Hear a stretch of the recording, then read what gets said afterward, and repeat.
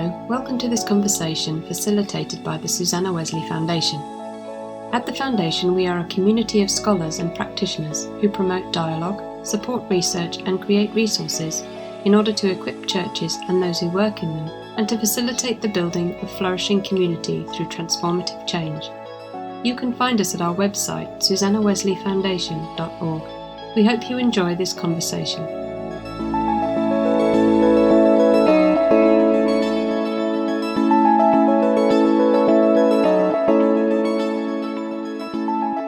Welcome to the next episode of our podcast series on our theme Embodied Faith. In this episode, we welcome a guest host, Harvey Kwiyani.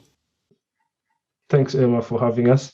We're looking forward to a good conversation today, exploring embodied faith and really focusing on African Christianity here in the UK. With me is Sheila, Akomiah-Conteh. Sheila, can I give you a minute to introduce yourself? Okay, so yes, my name is Sheila Akomiah-Conteh. I am originally from Ghana in West Africa. However, I'm currently based in Glasgow, in Scotland. I've been in Glasgow, Scotland for about 13 years. I am married to a Sierra Leonean, and together we have 2 kids. Academically, my background is mainly in media studies and development studies, and recently theology. So I came into the theological field of conversation late and quite recently. However, I've always had the personal interest in that field. So yeah, later as the conversation develops, I'll talk a bit about my theological research in recent times. Thank you, Sheila. Naar, can you introduce yourself? Yeah, hi, everybody. My name is Naar Mfundisi Holloway, and I am originally from Zambia. I have dual heritage, actually. I am half Zambian and half Zimbabwean, and I am currently based in Milton Keynes in the UK. I am married to one husband, and I have a daughter, a 16-month-old daughter. I work for the Salvation Army headquarters in London as an action researcher there, and I deal mostly with research relating to mission. The mission of the Salvation Army in the UK and Ireland. And then academically, I studied theology from my degree level to my PhD. And for my PhD, which I did at the University of Birmingham, I studied Pentecostal and charismatic Christianity, and my thesis was on, the movement in Zambia and how it engages with matters of civic concern, i.e. politics and HIV and AIDS. My recent publication was in 2018, and it was based on my PhD thesis. So yeah, that's a bit about me. Thank you so much. I should introduce myself as well. Harvey Kwiyani. I come from Malawi. I don't say I originally come from Malawi. I'm Malawian. Wherever I go in the world, I'm still Malawian. But I'm living here in Liverpool at the moment. I teach at Liverpool Hope University. I teach courses to do with African Christianity and African theology, though my training is in missions. So I made a bit of a shift and now focusing on African Christianity. I've been here for 5 years. It's been a good journey. I've enjoyed it. And it's because of this work that I do, especially with the focus on African Christianity in the UK and in Europe. And 5 years ago, I published a book that talked about African Christianity in the West as a whole. So it's because of that journey that I work with quite a good number of congregations and African movements in Europe and in the UK. And that's what I'm going to talk about in the course of this conversation. So we're talking about embodied faith, really focusing on African Christianity in the UK. Now, could you set us off and tell us a bit about what you know about African Christianity in the UK from your studies, especially focusing on African Pentecostalism, Zambian Pentecostalism, and how that informs what happens in the UK? All right.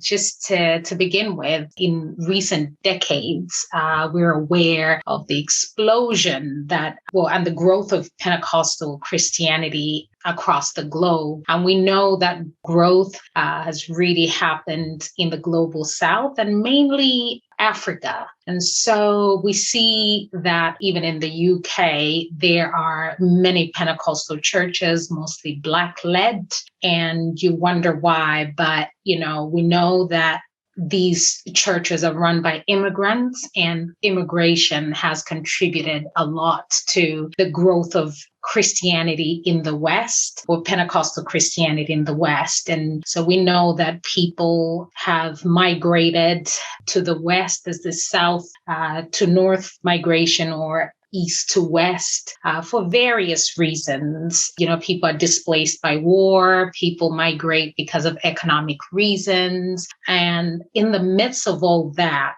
the mission of God carries on. And, as people migrate to the North or to the West, in this case, Pentecostals, we know that they come and carry on. Churches are planted, and churches keep growing. And we know that from some of the research that I have done with the mainline church, they are grappling with the fact that they've lost people in the past because they've moved on to join Pentecostal churches within their local context or here in the UK. So yeah, it's really fascinating to see that even when some scientists or academics have predicted the slowing down of religion in the West, we see that with the Pentecostal movement, this has not been the case. On the contrary, these churches, one of the biggest churches, the mega churches, are usually Pentecostal. So from just that backdrop, I don't know, Sheila or Harvey, what you've got to say to add to that. I think you set us up really well. You've said a lot of things that I think we'll have to come back to and unpack further as we go in the conversation. But Sheila has something that, I know her research, we've worked together for a few years now. I think Sheila has something that actually exemplifies exactly what you've said, following her research of church planting and church growth in Scotland in the past 15 years or so. Sheila. Yes. So before I get into my research, just to give a general comment on African global Christianity in consonance with what Naar has already said. The idea that African Christianity, or I would like to call it African expressions of Christianity from the African sense, it's almost becoming a household name, when global Christianity is mentioned in the modern world today, in contemporary times. And the idea that it's always said that the axis of Christianity has almost turned on its head. So whereas 100 years ago, it was a north-south flow of mission, now it's become a south-north flow. So that idea, has been so much discussed, it's almost become cliche. But most of the time, the emphasis is on the fact that now and maybe in the future, the largest population of Christians in the world are going to be in sub-Saharan Africa. But there's the aspect in all of it that I think is very important to focus on, and for the church to really hold on to and grapple with, is the missionary potential of African Christianity, just as Naar has been discussing or set the scene for. So, for example, I attend an African Pentecostal church here in Glasgow. The church was founded in Ghana by a British missionary less than 60 years ago. And this church is currently in 105 countries globally, with several branches here in the UK. Current research also shows that currently in the UK, the fastest growing church is an African Pentecostal church. The Redeemed Christian Church of God is the fastest growing church here in the UK. So it's this missionary potential of African Christianity that I believe everywhere in the world where African Christians are encountered, the church should welcome, resource, support, and even learn from. Yes, so to narrow it down to my research, around 2015, I had finished my master's degree and was, trying to see what was coming next. And then I saw an advert from the University of Aberdeen, an advert for a PhD research, inviting proposals. What attracted me to the research was the topic. So the topic was church growth in a post-Christendom age of religious decline. And the whole idea or aim behind that research was that those who were sponsoring it wanted some academic research into church growth in Scotland in contemporary times. And that was because a lot of the news or discussions in British Christianity generally has or had always been about decline, especially in Scotland. And the university wanted to commission research just to see if anything else was happening. Was this the whole truth and nothing but the truth, or was something else happening in contemporary times? So the idea was just to research church growth, any contemporary church growth in Scotland. And when I saw the topic, I was so interested in it because I had already been thinking along those lines. So in my own Christian community, in the African Christian community here in Glasgow, there was a lot of vibrancy. I knew people who went to churches and I knew about so many churches. And I always found it hard to reconcile the news of decline with my own experience of church and Christianity because they were so different. So the topic seemed like it was made for me. So when we began, this was the broad topic that we began with, just church growth, any contemporary growth in the church scene in Scotland. But as we did our initial research, some investigations, we changed our focus and we decided to focus on new churches. So churches that have not been researched before or would normally not receive any academic research attention that had appeared in Glasgow between the years 2000 and 2016. And when we went in to do the research, the results that came back were surprising to all, to me, to my supervisors, and to other people that we shared it with, because we found out that in the space of 16 years, so between 2000 and 2016, 110 new churches had been started in the city of Glasgow. And I always like to set the context, although the broader context is Scotland. The city of Glasgow is just a small council area in the whole of Scotland. So a very small area in Scotland, 110 churches had been started in 16 years, which means that an average of 7 churches were being started every year. And what was even more surprising was that out of the 110 new churches, only 6% of those were started by the mainline or established denominations. So 94% of these churches were independent and had almost no connections at all with any mainline denomination. Some started from Scottish people and some by denominations of people from all over the world. And then another interesting finding was that 65% of all the new churches were ethnic minority churches. 35% were white Scottish founded churches. And in the minority church category, 79% were African churches. So overall, African churches are the fastest growing churches in Scotland.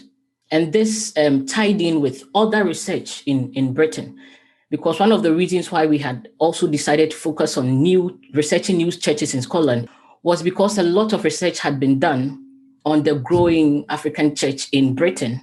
But much of this research was concentrated in the English regions and nothing had been done in the northern parts of Britain. So it was interesting to see that the growth of African Christianity was not a regional occurrence or phenomenon. It's actually national.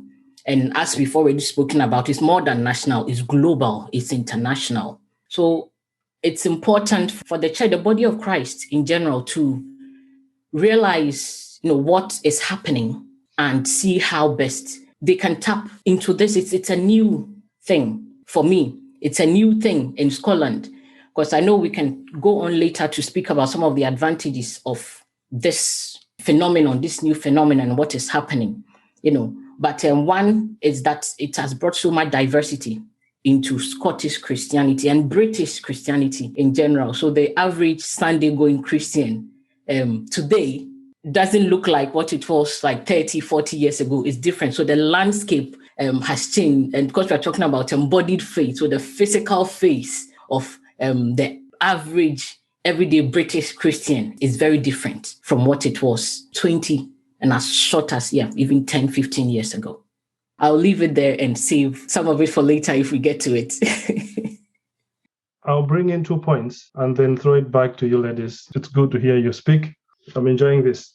We do know that in the 90s, Professor Walter Hollenweger, who was at Birmingham University, said in a foreword to Roswith Geroff's book, A Plea for Black British Theology, British Christians prayed for revival. And when that revival came, they did not recognize it because it was Black. It did not come in the way they expected it to be. It was basically African immigrant Christians who were like the answer to that prayer, who made that revival happen. So that today, 40 years later, is still very true, right? That the revival is here, but the revival looks different. And the revival is not Anglican, it's Pentecostal. And it speaks in tongues and it prays loudly and it does all these things. As a result, it's not that recognizable to a typical British person and typical British Christian. That's one. But on the other hand, we also know that on any given Sunday in London, 60% of people who attend church, more than 60%, I should say, of people who attend church are going to be Black. And Black people form only 14% of London's population. So you have 14% of the population accounting for over 60% of church attendance. I do think that we have a phenomenon that needs further exploration. We need to think about this one seriously. What's happening? What is God doing in this story? This is London, right? My professor here at Liverpool, my professor Andrew Wars, always says that if you had said this to the missionaries 100 years ago, that 100 years later, it's going to be the Africans who will be upholding Christianity in Europe, they won't believe you, right? And really, that's the truth, that something has happened. Things have changed. And now it's African Christians that are propping up Christianity in Europe. Now, let's go back to the subject of embodied faith. What's happening in these churches? What are the actual characteristics of church life in these African Pentecostal churches here in the UK? Do you have any ideas? Well, if I may chip in, simply because of a piece of research that I did not too long ago for a mainline church, they wanted to find out why people that belonged to that church, who were from the global South, when they got here and attended, their church for a number of years or however long, they would eventually leave. So my research mandate was to find out, why are these people leaving and where are they going? And so with this research sample that I had, it turns out that everybody that I interviewed had moved over to a Pentecostal church. And so it was quite interesting to me, and I wanted to find out why, So these people, while they were here, they would move over to Pentecostal churches. And when they went back home for holidays or whatever, they would go back to their mainline churches. So I says, well, my question then was, what are some of the reasons that have caused them to move on to Pentecostal churches and, leaving the mainline church that would have been going to all their lives? And I came up with a list of maybe characteristics or reasons, which are nothing new. And I'm sure, you will agree. So to sort of answer Harvey's question, some of the reasons were their exuberant expressions of worship. Now, we know Africans love to have a good time in church, right? So these mainline churches, maybe back home, they were more, I would say, lively. They come to the UK, it's very subdued, it's very quiet, it's a different style. A lot of them would struggle to engage with that. So exuberant expressions of worship and the vibrant music, guitars and drums and, loud music. And then another one was they understand the challenges faced by people living in the diaspora. Now, all of us are immigrants here, right? We came for various reasons, I suppose, but life can be challenging in the diaspora by virtue of being an immigrant. There's just so much that goes on. If you're not dealing with immigration papers, you are dealing with having to work 3-4 jobs just to make ends meet. For some people, could be situations with their children getting into gangs, or, African parents who are trying to hold on to their culture, and their children are literally just going the complete opposite way. So, that was a cry that some of the mothers that I spoke to had, that, they needed to be in a place where people understood the challenge of being an African in the diaspora. So, sometimes they'd go to their churches and some of the prayers, they wouldn't be there'll be different kind of prayers. You know how it is when you're an immigrant. There's just certain prayers that, you are pleading the blood of Jesus on, the papers that you're about to launch to the immigration office. And, you said that some people worried about deportation. I mean, I'm giggling, but it's just the reality of some of these things. And it could be a challenge as a, person of color, bringing that as a prayer request. Maybe the pastors in that congregation might have never had to grapple with things to do with immigration or help, or signpost someone to where they can access help for asylum and things of that nature. So that understanding of some of the challenges faced by Africans in the diaspora is one of the things that would have drawn them to the Pentecostal churches, and this whole emphasis on corporate prayer. And you know how, I'm sure we've all visited Pentecostal churches here, and there's a way in which prayer is not a sort of quiet, a personal thing. It's almost like when people go to church, right? It's like warfare. Even the way, prayer is conducted it's not a weak kind of, it's like I'm going into war. Literally, it's a fight for your life when you're in these spaces where everybody has their challenges, and, just being in that space where you all understand the challenge, that prayer, the fire for fire, my Nigerian friends would call it fire for fire. So that kind of corporate prayer and, praying for those specific needs that affect African immigrants. The use of charismata, spiritual gifts.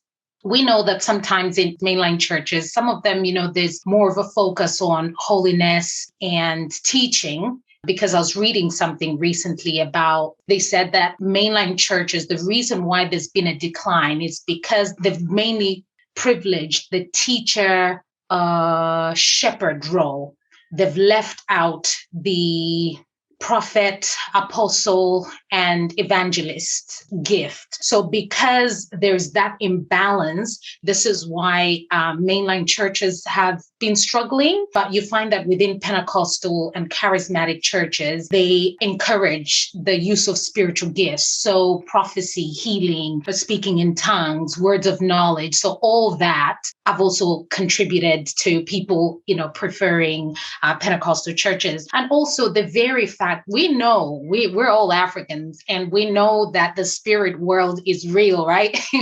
Africans we acknowledge the spirit world, and people grapple with a lot of things to do with generational curses and things of that nature. So it seems like these churches, they cater to some of the challenges, and they do acknowledge the spirit world, which is it's a big thing within African context. And also this focus on empowerment and personal development.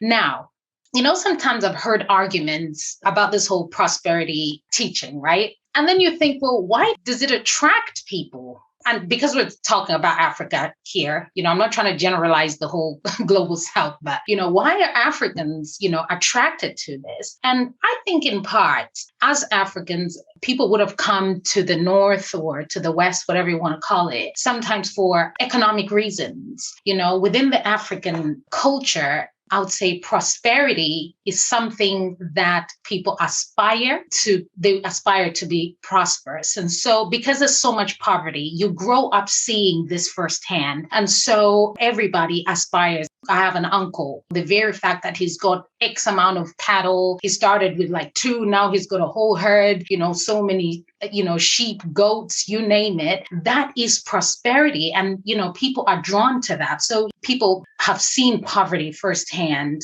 and something that's prosperous, that might give them a better future. You can see why that attract their attention. And it's rather sad that, some people have exploited and misinterpreted the word of God and exploited people and, this sowing a seed business. But the very fact that, they talk about prosperity attracts people. But then again, they talk about personal empowerment. And I have attended some of these things, believe it or not, where they talk about financial freedom. They teach people about how to manage money. They teach people about how to be entrepreneurs.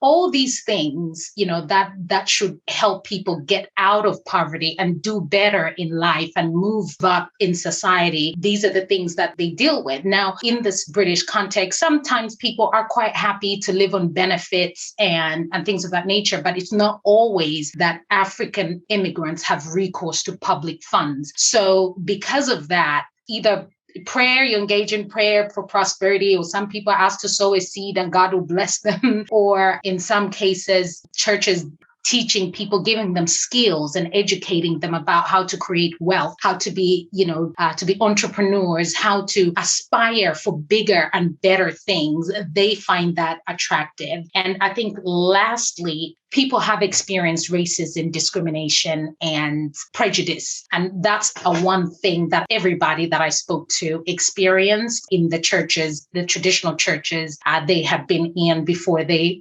moved to Pentecostal churches. So I could go on and on and on, but I'll let someone respond. Yeah, I think Naar has said it all. That was not my intention. Yeah, so I agree with everything that she has shared.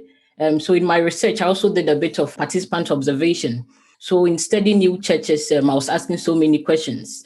So who attended new churches? What did they do? How did they worship? And all those kinds of things. So I did participant observation where, like, over the course of about 3 months, I attended several church services. So in the first instance, I found that new churches in Glasgow are very segregated. Okay, so church planting is appearing on new contemporary church planting, and it's not only in Glasgow or Scotland, it's general in Britain. It's appearing very homogeneous. So new churches in Glasgow are either predominantly African, Asian, or white Scottish. So there's churches that at least 90% of the congregational membership would be African, or they would be Asian, or they would be white Scottish. So these are the three main categories that I classified. So I studied the services of these three categories. So I attended and observed and took part in many of their services. But I'm going to concentrate on the African church experience. And everything Naar has said is, 100%. 100% true. I found so many interesting differences, even between prayer points. So when I went to new Scottish churches, the kind of prayers and points, the things they pray about are starkly different from what congregations in African churches would pray about and congregations in Asian churches would pray about. The messages, the sermons were also starkly different. The atmospheres were different. So it's just so much, so many interesting things in there. I would like to pick up on the challenges that immigrants may face and which may be a factor why they may, be drawn to African churches. So I'll use my own personal experience. I was invited to Scotland by a Scottish missionary whom I had met in the Gambia where I lived before. And he invited me to Scotland because I wanted to study, and he helped me to find a school and then took it from there. So he was an elder from the Church of Scotland. So when I first came, I resided with his family and I attended the Church of Scotland for 1 year. And after 1 year, I decided and asked respectfully to find my own way. And it's, very, very much due to what Naar said. I didn't feel I had the support that I needed. So here I was, every year I had to apply for a visa. There were so many different rules. I didn't know how to go about it. The Scottish family I lived with had no clue, about all these things. Nobody in the church I went to, because that was the immediate community I found myself in, understood. So there was no support. So I met someone who said, there is a Ghanaian church somewhere in Glasgow. And I was like, praise the Lord. And I went to find them. And I felt at home there. not because, we're all Africans or Ghanaians, but it was mainly due to the support. So people could tell me even where to buy African food, where the African markets were. So things as basic, as that, and these are, I know we were talking about it and we are laughing, but these are all learning points for the church everywhere, the church in general. So I know that African Christianity is growing, but however, there are challenges. Okay, so as I've said, new churches are appearing very homogeneous. African churches are struggling to attract indigenous, white or Scottish people.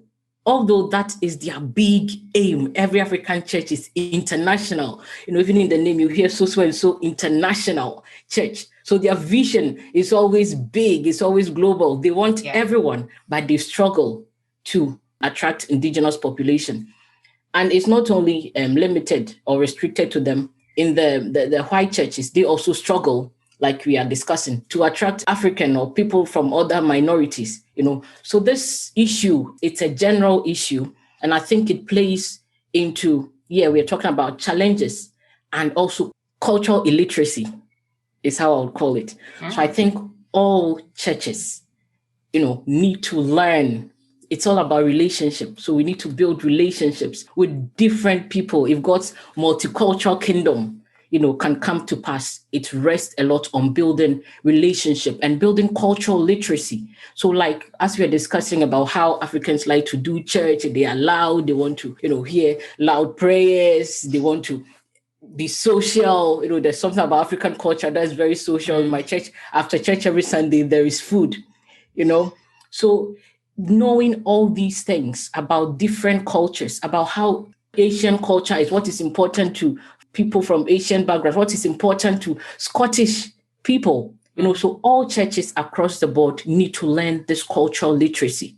And I think a lot hangs going on in the future. If God's multicultural kingdom is to come to pass, a lot hangs on building basic relationships and knowledge about different people and different cultures. Yes, one final point I would like to make also in terms of what attracts or may attract Africans from mainline churches to Pentecostal churches is the issue of service. So African Christians are, I can say by nature, evangelical. I don't need anyone to motivate me or encourage me to share the gospel. I feel as a Christian, it's my almost natural duty to share the gospel. So African Christians are naturally evangelical.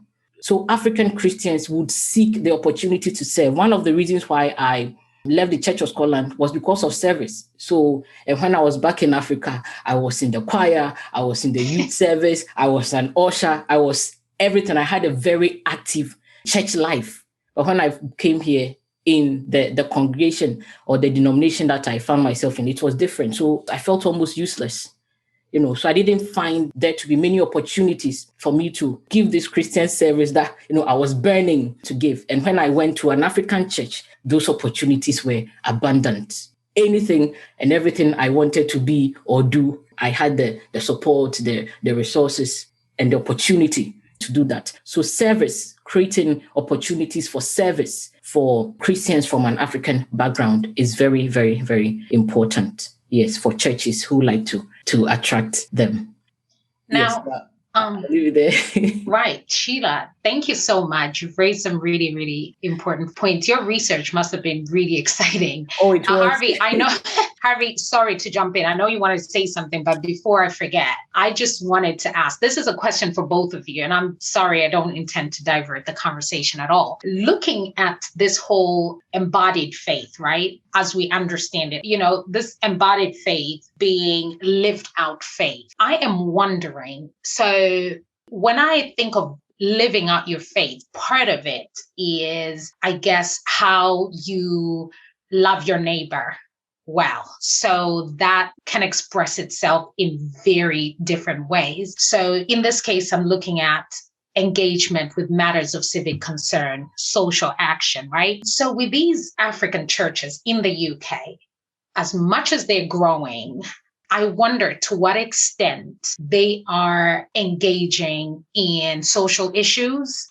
and as part of this lived out faith right? Because integral mission is not just proclaiming of the gospel. It is, engaging in social action as well. So just before I ask the question, I think I was just looking at some of the bigger churches like KICC and just some of the community initiatives that they have. They're like, I think one thing that blew me away was I found there's this educational empowerment or something. That is when the church literally drives parents to universities, like they have seminars where their kids can talk to experts about which universities. They help with like writing personal statements and things of that nature. And that is in addition to everything that they do, like food banks and everything. Now, KICC is a mega church. They've got the money for it to do those things. But then just thinking of the average Pentecostal church, from your experiences, Harvey and Sheila,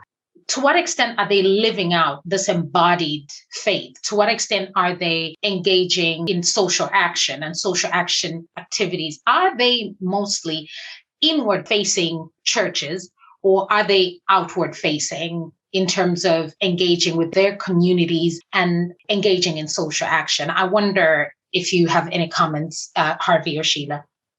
That's a very good question. Thank you for asking that one. My general answer to that question is that Africans are trying. They're not doing as much as they should, but this is on the radar. They're talking about it. And part of the reason is that to a great extent, we're talking about first-generation migrant churches. That status of being a first-generation migrant means there's a lot on your plate, almost at all times. Yeah. You're here, but you're also in Malawi, you're also in Zambia, you're also in Ghana, you're also, right? You're living somewhere in the Mediterranean, in between two cultures, in between two countries, in between two civil issues going on in two different countries. So you have to often participate in both countries. Your heart is half here, half back home. You have families and relatives and all these things that still are very much part of your life. As a result, largely of being a first-generation immigrant, you have to negotiate your participation in issues in ways that, of course, leave you sane, but you don't forsake your home. So there is that. But also, I should add that the oldest African churches, at least in this wave of African churches in the UK, go back to the 1980s, right? There are quite a few that are in the 70s, I think one or two that go back to the 60s. But the majority of these churches in the UK go back to the 80s, mostly 90s, right? Now, that means they're young churches. The young churches are led by people who live here and in Africa at the same time. That means that they cannot do as much as their neighbors and their churches that have been here for hundreds of years. It's going to be different.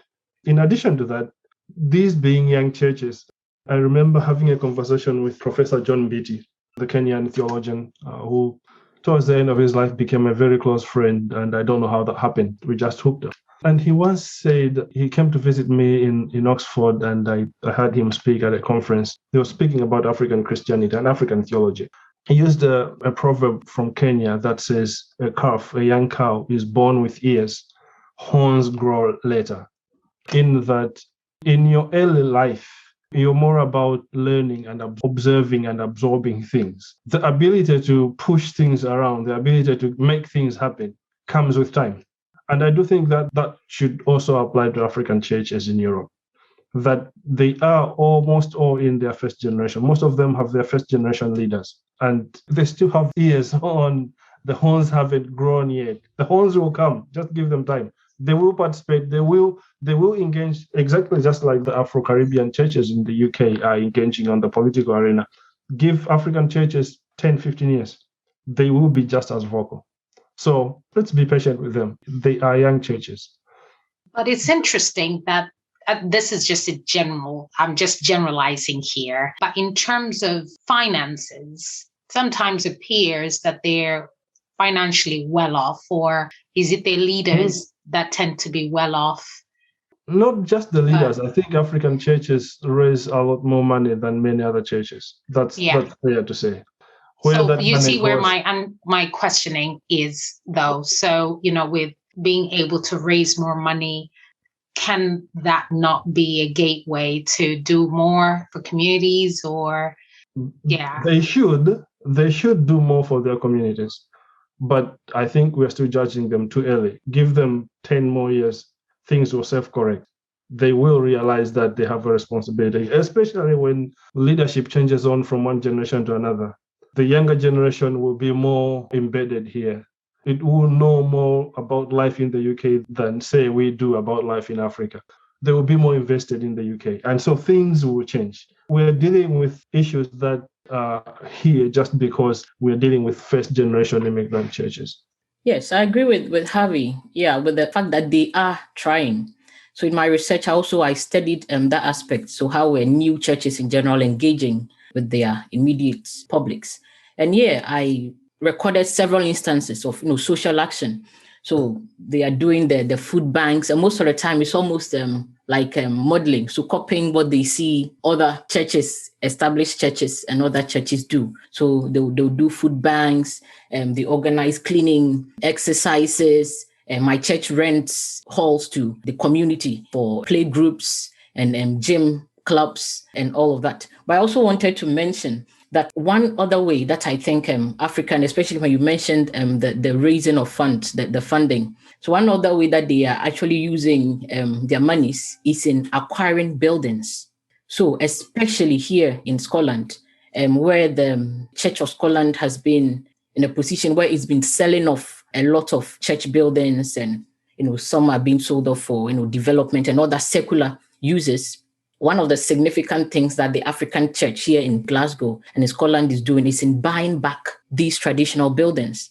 So my church now owns a church building built in the 1900s or something. And it was for a Church of Scotland congregation that had dwindled so much so that the church had to be closed, and the building sold for some other purpose. And my church raised funds from ordinary church members like me. We all committed. We want to have embodied Christianity, want to have a physical presence to connect us to the land, to the city. So we bought back full Church of Scotland building, almost £500,000. Up till now, when I think about it, I'm like, I can't believe that was possible. I mean, the church doesn't have, we're not even up to 500, but, and even that is now. So about 5-6 years ago, we were able to achieve such a feat. And in my research, I came across several African church denominations who now own traditional Church of Scotland buildings. There are so many of them. So that is one other way that they are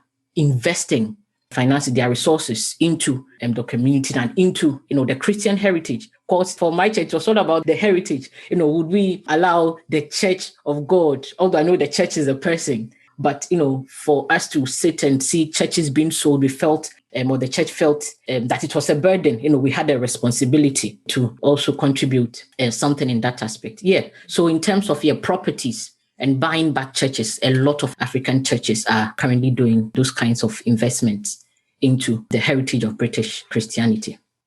All right, let me shift gears a bit. Things fall apart, Chinua Achebe.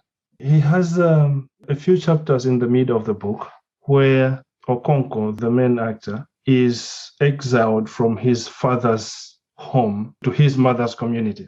And when that happens, we learn something of African culture that I think has a lot to speak to African Christianity. We learned that among the Igbos, the people of Chinua Achebe's community, they have a saying that's common, and it's common in an abbreviated form as a name, Neka, which means mother is supreme, right? And the book is clearly patriarchal. But in this story of patriarchy, there is this little glimmer of hope that talks about the mother being supreme, mothers, women, sisters. We do know that a greater percentage of African Christianity, both in the continent and in the diaspora, is African women.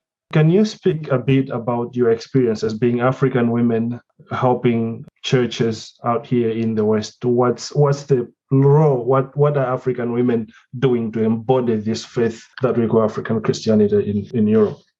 Okay, I'll say something, but Sheila, I'm sure based on your research, you've got a lot to unpack there. My introduction to Nigeria was through reading that book, Harvey. So one of these days I'm going to pick it up again. Things fall apart because there's a lot to learn from there. But your reference there about the importance of women in these churches is quite key. Because I was just doing a piece of research recently. It was to do with, discipleship that empowers African women for ministry in the UK, something of that sort. And it made me really reflect on the role that women play in these churches. Usually the figurehead is a male, but it's usually the women that are running around in the background to make things happen. It's the women that are doing prayer meetings. It's the women that call for prayer meetings. They're sorting out hospitality. It's the women sorting out the children's ministry. It's the women making sure the flowers are in the right place.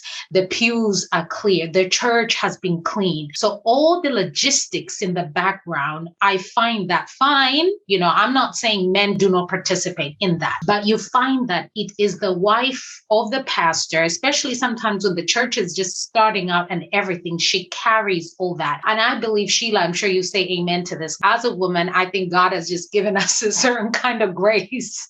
Sorry, guys, but the very fact that these women would not only be wives playing the wife role, they're playing the mother role, and then they're playing the mother role for the church. And everybody's looking at pastor's wife, who's not only meant to make sure she's got it all together, gives this persona, but she needs to be seen that, she is balancing everything well, her family life and church life as well. And she's meant to have the answers for everything. And also in terms of if the pastor who's the male, he's just dealing with, sermons and everything, usually the wife is the one that people are calling usually for prayer. It's these women that organize themselves to visit those that are ill, while maybe the male man of God is maybe resting or doing other more I wouldn't say administrative role, but preaching roles, networking and things of that nature.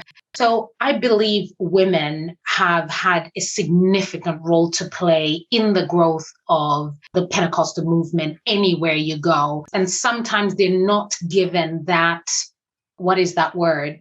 That acknowledgement for what they do. And to be honest with you, and speaking from a female perspective, even my daughter, when things kick off, she's running to me, right? Even in the church, when things are kicking off, usually find, the male figure is the authoritative person, but women have this nurturing nature about them. And so they bring balance to things. They bring calmness. They bring that mothering side to things, which people actually need.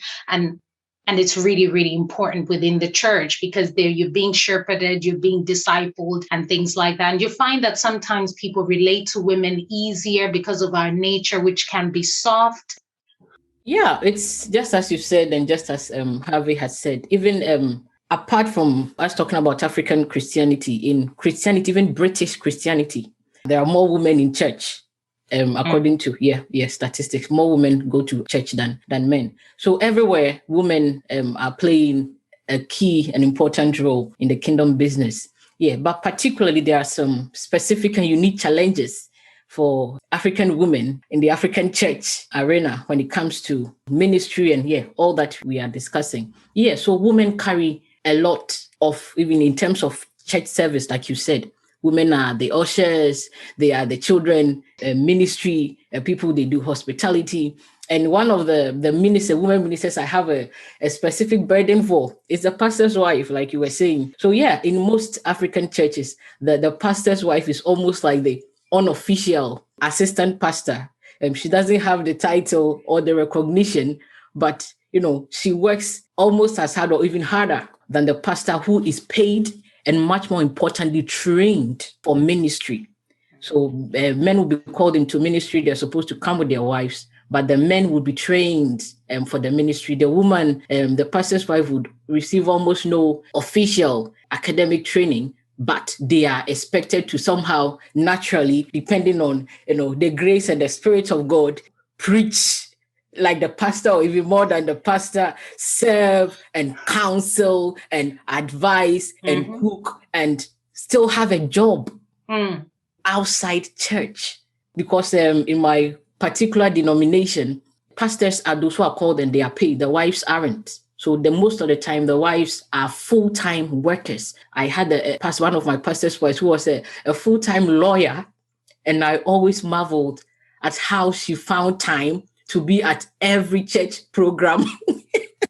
A cook when there's a program after church on Sunday, or visitors will come and have time to speak to the youths, host barbecues during summer in the mission house for everybody. And, I really have a burden for them. Yeah, but they do all these joyfully and freely with almost no recognition. And I think the aspect, maybe Harvey will talk about it later, of theological education is the aspect that really also bothers me. The fact that we are all saying now that African Christianity is almost holding up, or maybe in the future be the most popular form of world Christianity. And the fact that women play such an important and key role in the African church, yet they are those with the least training or support or theological education. I think that is real cause for concern for all as we think about the future and the quality of Christianity for the future, if it is going to be upheld by, us, as we are saying. I can speak from my own personal experience, and I've said this so many times, that in my church, all I get asked is, so now you have a theological degree. What are you going to do? Are you going to start your own church? Yeah, same here. If I go to Zambia, that's the first question. As a matter of fact, Sheila, so sorry to cut you there, right? My own father, right? He didn't care about anything else. He just told people, yeah, my daughter is a pastor. And I'm like, are you? Every time I went to Zambia, it's like, yeah, my daughter is a pastor. I'm like, no, Dad, I'm just studying theology. But he didn't care what it was. So yeah, I understand what you're saying, Sheila. Yeah, so in that sense, there's very little opportunity, even for those who do study theology. And sometimes I even feel under pressure to become something, like to make this work in order to encourage, the young women and young ladies in my church about the value of theological education, because it's almost like, my particular church doesn't call women ministers. So you are capped at deaconess. So I'm already a deaconess. So technically I'm finished, I'm done. So yeah, it's really hard. It's very complex and complicated too. But that pressure is always there. I feel the burden, to make this work, in order to encourage others that there's value, if not professionally or even academically, even personally, as we think in the global sense of the current position of African Christianity, for them to see, the value in theological education. Thank you so much. I do hope that those who listen take these issues seriously. African Christianity is becoming sort of the representative Christianity of the century. We do know as we speak today that there are more Christians in Africa than there are in Europe. I do joke with my students here at Liverpool Hope. I tell them there are more Black Christians in the world than there are white Christians. And of course, they can't understand that. But that's just the reality. And I do believe that with that growth of African Christianity, we will see African theologians and African theology having to speak on two issues of global significance. And that's part of the reason that we need to pay serious attention to theological education, but also not just general theological education. I think the African woman theologian needs special attention. African Christianity will shape world Christianity in the next generation, probably earlier than that. So let me stop there. We've talked a lot about a lot of things today, and there may be people wondering, is there a place that we can learn more about this? I do know that there are quite a few places in the UK. And of course, I have to acknowledge Roehampton University. They have degrees in ministerial theology that cater to part of the African population in London and many other places. But we're just launching a new master's program at CMS, a new route in the master's program at CMS that focuses on African Christianity in the diaspora. It starts in September this year. We are currently recruiting. We're looking for students. So if somebody hears this who was wondering, where can I learn more of this? Where can I sit down with African women theologians to hear about African theology? come talk to us at CMS. You find our information on the CMS Church Mission Society website. Get in touch and let's have a chat. Thank you so much. Thanks, Harvey. I would be left with one question of Sheila. You spoke to this a little bit. Sure. Of how African churches and other types of churches can collaborate, can communicate effectively, learn from each other. Would you have anything that you wanted to add on that? Yeah. We do know that there is a problem of segregation in the church. That's clear. That's been well researched. When I did my PhD in the US, one of the things that I found very, very shocking was when I learned that 92% of congregations in the US were made up of people of one race.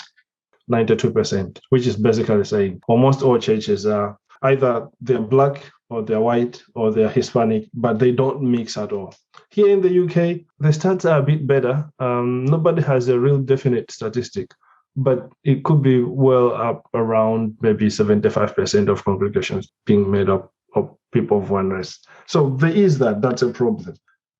How do we then, as a global fellowship of followers of Christ, begin to explore ways to work together? I do believe that on the one hand, we know for sure that in heaven, we will worship together.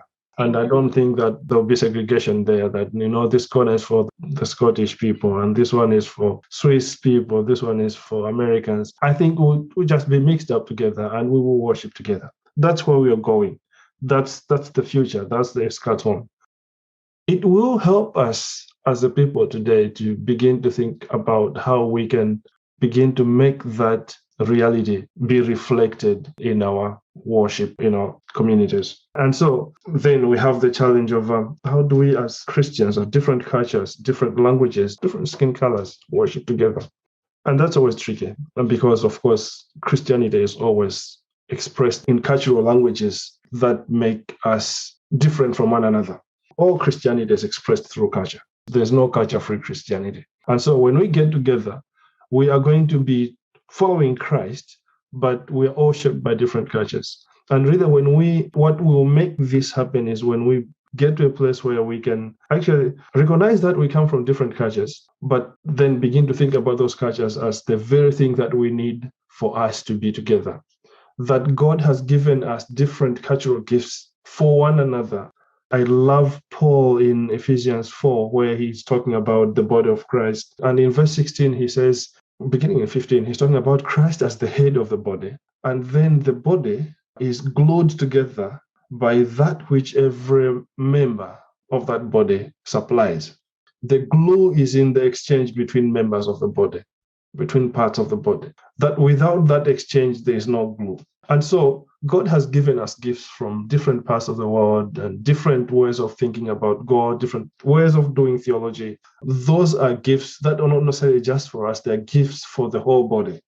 Then the body becomes strengthened, it becomes healthy when there is exchange between the different members of the body. And my call to Christians, British Christians today, I think in Britain here, we have an advantage in that we are a bit more advanced in our living together as different cultures, in our sense of cultural diversity. And that's part of the empire striking back from what it was 100 years ago. Now here we are, Africans, Asians, Latin Americans, we're all here. And we're all here with our Christianities, with God-given gifts that give me my gifts when I was in Malawi. I bring them here, and I meet Sheila here. She received her gifts in Ghana, Sierra Leone, she's here. They're all of us with different gifts. The body is shaped by the exchange of those gifts. So if we can figure out ways how to exchange those gifts together in our worship communities, we will be on our way to actually living in the multicultural kingdom. And that's my plea to the British community. It will challenge us because we have to sort of let go of some of the power structures that have shaped us so far. We have to let go of some of the ideologies that have shaped the world the way it is today in order to belong together. I say this believing that Christ made us members of the body as equals so that we can exchange gifts properly. Yeah, and to contribute some practical aspects, I know Harvey has given us the theology. Yeah, but just to add some practical advice as well. I think one important practical thing is actually research. We need information and knowledge, on what is available, the gifts that are available. So in my research, one of the, I won't say almost shocking things that I found was that there was a national church census that was conducted in Scotland. And a lot of these new churches are missed in these big national surveys. And that's why it takes very grassroots and painstaking ground research to bring out information about them, as is happening now as we are turning our attention to the new developments that are going on. So research is very, very important to give us an idea of the gifts that are available, and also even to use research as a means to bring everyone into the fold, to make every voice heard and acknowledged in Christianity in Britain. Then the other one is very practical as making deliberate efforts to build relationships. So if you are Church of England or Church of Scotland or Methodist Church, and you've heard about a new congregation, it doesn't have to be even African, a new church, making deliberate efforts to build relationships with further new Christians. And one way in which this is even made easier is that many of these new churches and African churches struggle to find places of worship. So you can find about 3 or 4 different, I know an example of about 5 different churches worshiping in one venue on a Sunday. So some come in the morning and some will come at 12:30, another will come at 4:30, another will come in the evening. And there are opportunities for the established churches who have buildings, to partner and support new and upcoming churches in this way, either through renting or even just lending their spaces for new churches to have their services and worship and build relationships in this way. Then there's also the issue of welcome. I know I've said the homogeneous manifestation of contemporary church planting in Britain is not just the problem of the African church or the Scottish church or the English church. It's general. All ethnicities are struggling to be multicultural. Yeah, so it's a problem that applies to all. And there has to be effort on both and every side, to make those deliberate efforts to build relationship. And as Harvey was talking about culture there, the issue of cultural literacy for me is, very, very significant. So learning about different cultures, so the African church in the middle of London, what do they know about the immediate community? African churches and newer churches also need to make that effort to know the context in which they are in order to go into contextualize their approach to church and to theology. So that those are just a few practical points that I would like to raise in that respect. Thank you for that. And I've learned a lot. I feel like at the moment in particular, we wanted to bring this conversation together for that very reason of learning. I think Christians that look like me, we need to use our horns less and go back to using our ears. So thank you. All right. Anything else? Yeah, I think we've shared a lot today. I've really, enjoyed this conversation. Although we are all Africans, but our experiences are different as well. So it's been, really, really, really good for me. Blessed to have listened to everyone and also learned a lot from the conversations and the discussions we have shared today. Yeah, absolutely. Just gonna reiterate whatever Sheila had said. Lately, I've been, looking into intercultural missions, and someone rightly said it as being multicultural is just being able to enter into each other's cultures and being mutually inconvenienced. That is intercultural missions in itself. So as we live in a multicultural society, it is important, as Sheila said, that it's not only white British who need to understand the other ethnic minority groups, but it's vice versa. Thank you so much for this opportunity to engage in this conversation. Really appreciate it. This has been good sitting down with Sheila now. Really enjoyed it. I think we talked about really important issues. So thank you for making this happen.